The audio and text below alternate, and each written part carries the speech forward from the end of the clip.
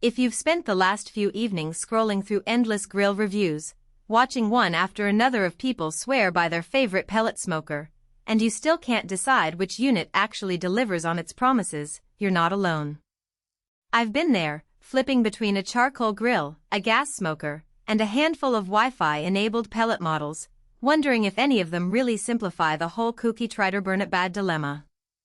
Link is in the description if you want to check the product details on Amazon.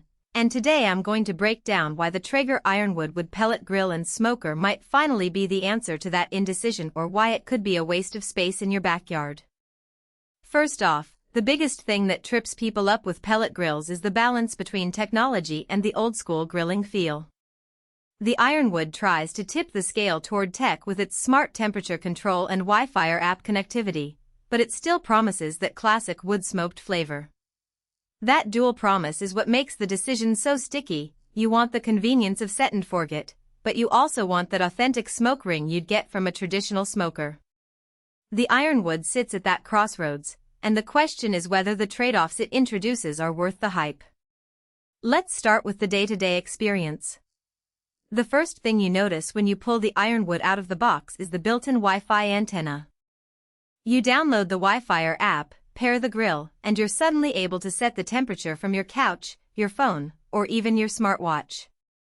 In practice, that means you can start a low and slow brisket at 225°F, step inside for a quick dinner, and have the grill maintain that exact temperature without you hovering over a dial. For a busy family that wants to serve a smoked chicken on a weekday night, that convenience is a game changer. You set it, walk away, and the grill handles the rest. Now, convenience is only as good as reliability. In the field, the Ironwood's smart temperature control uses a digital probe that sits directly in the cooking chamber. I've seen users report that after the first few cooks, the temperature stays within a 2-degree window of the set point, which is impressive for a wood pellet system. That level of consistency means you can finally trust a pork shoulder to stay around 250°F for the full 12-hour cook without having to constantly tweak the dial. It also makes the super smoke mode less of a marketing gimmick. When you enable that mode, the grill ramps up the pellet feed just enough to boost smoke output without spiking the temperature. In real-world terms, that translates to an extra layer of flavor on a rib rack that would otherwise be a little flat if you were just using the standard setting.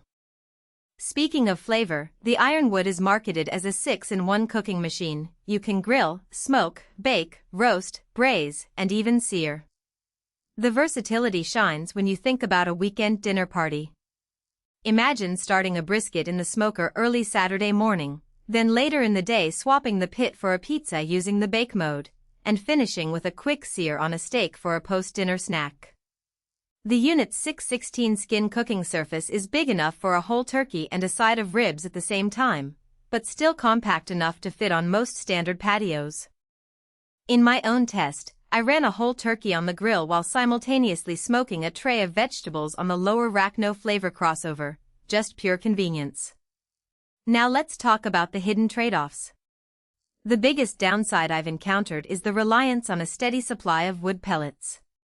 The Ironwood uses 8-pound hopper bags, and while the hopper holds enough pellets for a typical 12-hour low and slow session, you'll need to keep an eye on the level for longer cooks or when you're feeding a crowd.